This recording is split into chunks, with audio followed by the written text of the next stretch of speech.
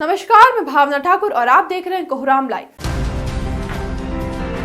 कई लोगों से करोड़ों की ठगी करने वाला दीपक कुमार ओझा रांची पुलिस के हत्थे चढ़ गया। पुलिस ने उसे राजस्थान के उदयपुर से गिरफ्तार किया है। सुखदेव नगर में 2 मामलों में उसके खिलाफ अजमानती वारंट भी जारी किया गया था। सिटी एसपी राजकुमार मेहता ने आज मीडिया को बताया कि शातिर दीपक पहले रेंटर के तौर पर लोगों के घरों में एंट्री कर उनका विश्वास जीतता था। इसके बाद अपनी किसी कंपनी के फोरम होने की बात बता उनसे पार्टनरशिप करता, 50% फायदे का लोभ दे लोगों को अपनी झांसे में ले उनसे पैसा अपनी कंपनी में इन्वेस्ट करवाता था। रांची, चतरा, बोकारो जैसे कई जिलों में लोगों द्वारा करोड़ों रुपए अपनी कंपनी में इन्वेस्ट करवा चुका है। इन्वेस्टमेंट के बाद उन पैसों को अपने अकाउंट में ट्रांसफर करता और फिर वहां से 9-11 हो जाता। रांची पुलिस कप्तान के निर्देश पर संयुक्त टीम बना उसे अरेस्ट किया गया है। पुलिस आगे की कार्रवाई में जुटी है।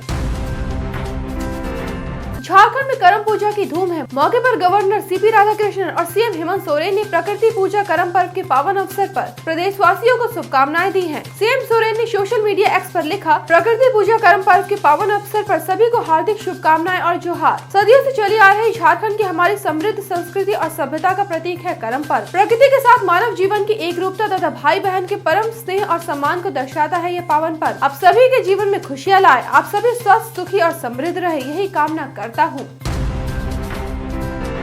राजधानी रांची के तमाड़ प्रखंड के जरको पंचायत के गांव में रहने वाली 3 बच्चों की मां भारती देवी को बेतरह मारा पीटा गया। उसका पति कमाने के मकसद से बाहर गया हुआ है। वो हड़िया बेचकर अपना गुजारा चलाती है। उसका इल्जाम है कि गांव के कुछ लोगों ने शक के आधार पर उसे पेड़ से बांधकर बेतरह पीटा। वहीं एक युवक से जबरन उसकी मांग भरवा दी। महिला ने थाने में शिकायत कराई है। महिला ने बताया कि बीते 22 सितंबर की शाम पड़ोस की बस्ती गोकुल नगर का रहने वाला रोहित उराव उसके घर में हड़िया पीने के इरादे से घुसा। वो बार-बार उसे मना करती रही, लेकिन वो घर से नहीं निकला। हो हल्ला सुन आस पड़ोस के लोग वहाँ इकट्ठा हो गए। दोनों को एक कमरे में बंद कर दिया। अगली सुबह उन्हें बेतरह पीटा और जबरन रोहित से उसकी मांग में सिंदूर भरवा दिया।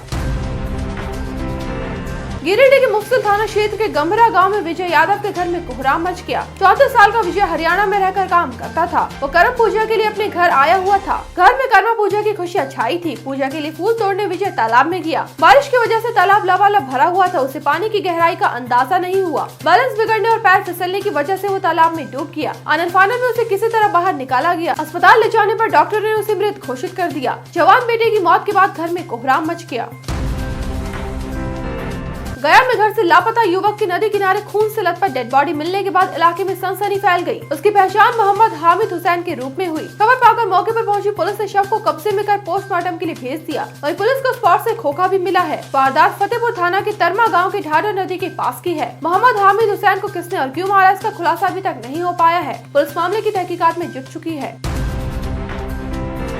देश को आज पहली ग्रीन हाइड्रोजन ईंधन सेल बस मिली है। केंद्रीय पेट्रोलियम, प्राकृतिक गैस और आवास और शहरी मामलों के मंत्री हरदीप सिंह पुरी ने दिल्ली के कर्तव्य पथ पर इस बस को हरी झंडी दिखाई। इस पहल से देश में हरित हाइड्रोजन उत्पादन और इस्तेमाल को बढ़ावा मिलेगा। मौके पर उन्होंने कहा कि हाइड्रोजन भविष्य का ईंधन है, जो भारत को अपने डीकार्बोनाइजेशन लक्ष्यों को हासिल करने और स्वच्छ ऊर्जा की बढ़ती मांग को पूरा करने में मदद कर सकता है। जल्द ही सरकार दिल्ली एनसीआर में 15 और फ्यूल सेल बसें चलाने की योजना बना रही है। रांची में आज रुक रुक कर बारिश होती रही। कई बार ठनका भी ठनका। मौसम को देखते हुए बोकारो, देवघर, चाईबासा, गिरिडीह, रामगढ़ और रांची जिले के कुछ इलाकों में येलो अलर्ट जारी किया गया था। झारखंड में मौसम विभाग ने आगामी 5 दिनों तक राज्य के कई हिस्सों में बारिश की संभावना जताई है। 30 सितंबर तक बारिश के आसार बने हुए हैं। मानसून पहले से कुछ कमजोर पड़ा है। 30 के बाद ही मानसून की विदाई शुरू हो सकती है। ऐसे ही दिन भर की बड़ी खबरों के लिए जुड़े रहिए कोहरामलाइव.com के साथ।